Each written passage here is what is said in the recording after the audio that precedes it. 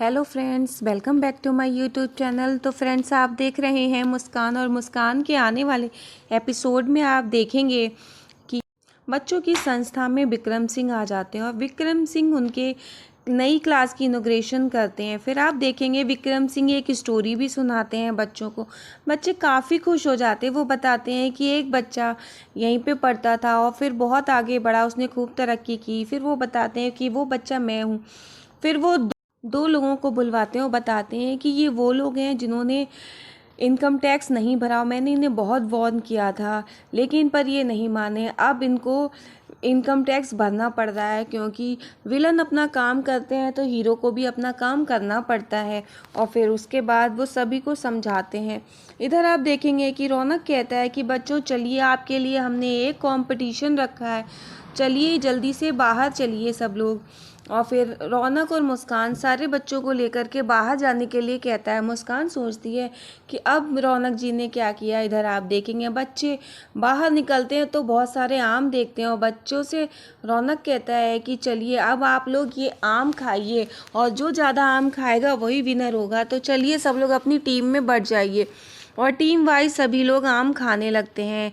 और इधर हनुमंत और मैडम होती हैं और रौनक, मुस्कान और डॉली और विक्रम जी साथ में पार्टनर होते हैं। और इधर रौनक और मुस्कान दोनों लोग बहुत मस्ती करके आम खा रहे होते हैं। तो रौनक मुस्कान से कहता है कि आपको तो आम भी नहीं खाना आता है। तो मुस्कान कहती कि क्या मतलब। तो फिर रौनक मुस्कान को छेड़ता है। इधर विक्रम जी डॉली से कहते हैं, अरे आपको आम नहीं खाना आता है। डॉली आम काटने जा रही होती है। फिर विक्रम जी बताते हैं कि आम को कैसे खाया जाता है। पहले इसका पल्प सॉफ्ट करो और फिर इसको चूस के खाओ। तो फिर विक्रम जी अपना आम दे देते हैं डॉली को और डॉली कहती है आप, तो वो कहते हैं मैं ये वाला खाऊंगा।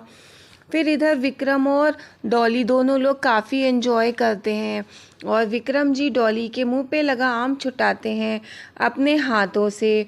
और डॉली ये देख के थोड़ा सा शर्माती भी है।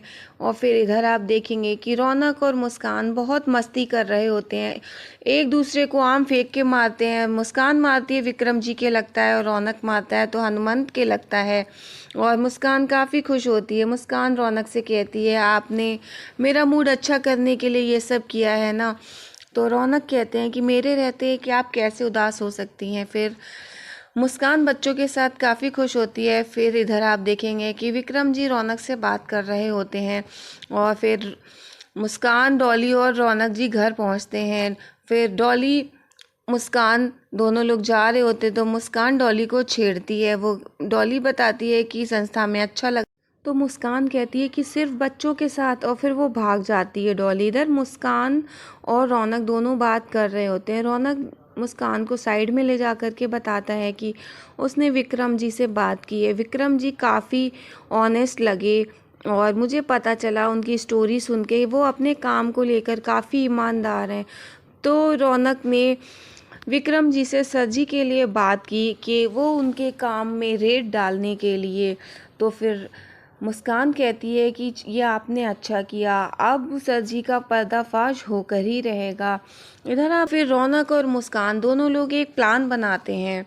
मुस्कान कहती है कि ऐसा करते हैं कि हम लोग माँ को कोठे तक ले जाने का, कहती मैं आपके लिए कुछ जलपान की व्यवस्था करती हूँ। तो पंडित जी कहते हैं कि नहीं, अभी कुछ समय नहीं है, हम फिर करेंगे। और फिर पंडित जी बताते हैं गायत्री जी को कि माता की मूर्ति खंडित हो गई है और आप तो जानती हैं माता की मूर्ति के लिए मिट्टी कहाँ से आती है। तो गायत्री जी कहती है मैं खुद जाकर मिट्टी लाऊंगी।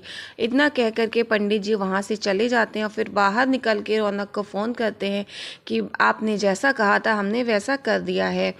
इधर रौनक और मुस्कान दोनों लोग बात करते हैं। वो सोचते हैं कि हम जैसा चाहते थे वैसा ही हो गया, अब माँ वहाँ पर पहुँच जाएगी।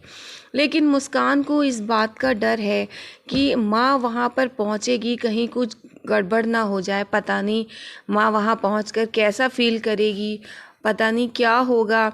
मुस्कान को माँ के लिए थोड़ा सा डर लग रहा है। मुस्कान सोचती है माँ पता नहीं क्या करेंगी। इधर दोनों लोग संस्था पहुँच जाते हैं और आप देखेंगे कि संस्था में डॉली और विक्रम क्लास में पहले से ही हैं। और मुस्कान फिर रौनक से कहती है कि वो लोग हैं तो क्लास में, हम बाद में जाते हैं। इधर विक्रम और डॉली दोनों लोग काफ़ी क्लोज हो जाते हैं और बात कर रहे होते हैं। तो डॉली कहती है कि मैं तो आपसे मिलने के लिए आई थी। तो इधर विक्रम भी कहता है, तो फिर विक्रम कहता है कि आज मेरी टीम मुझे यहीं से पिक कर लेगी और हम लोग कहीं रेड डालने जा रहे हैं। तो डॉली पूछती है कि कहाँ। तो विक्रम कहता है कि बस आप यही मत पूछिए, थोड़ा कॉन्फिडेंशियल होता है ना, तो हम किसी को बता नहीं सकते हैं। फिर डॉली कहती है कि कोई बात नहीं, और फिर वो लोग फ्रेंड्स बन जाते हैं। विक्रम कहता है कि हाँ, माना कि हमारी आज दूसरी मुलाकात है, लेकिन हम फिर भी बहुत अच्छे फ्रेंड बन गए हैं और मैं आपकी दोस्ती खोना नहीं चाहता। मैं चाहता हूँ हमारी दोस्ती ऐसे ही चले। तो डॉली भी यही कहती है कि मैं भी यही चाहती हूँ कि हम लोग ऐसे ही आगे भी दोस्त बने रहें। तो विक्रम और डॉली इस बात से काफ़ी खुश होते हैं।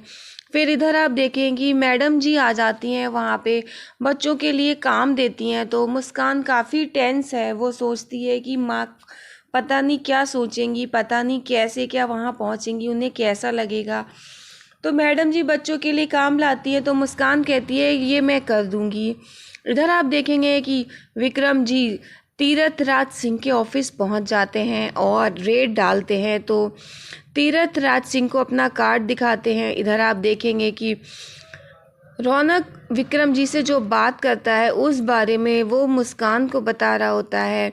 इधर आप देखेंगे तीरथ राज सिंह के यहाँ रेड पड़ रही है और तीरथ राज सिंह के पास जब विक्रम पहुंचता है तो विक्रम ये सोचता है कि ये रेड रौनक ने ही डलवाई है। वो रौनक के बारे में सोचता है कि कैसे रौनक ने उससे इस रेड के लिए बात की और रौनक ने बताया कि वो तीरथ राज सिंह का बेटा है। विक्रम जी रौनक के कहने पर वो रेड डालने के लिए पहुंच जाते हैं और इस बात के बारे में वो सोच रहे होते हैं। इधर आप देखेंगे कि रौनक संस्था में बैठा यही सोच रहा होता है कि आज रेड पड़ रही है, आज तो सर जी का पर्दाफाश होके ही रहेगा। इधर रेड स्टार्ट हो जाती है और सारे कर्मचारियों को एक जगह पर इकट्ठा होने के लिए कहा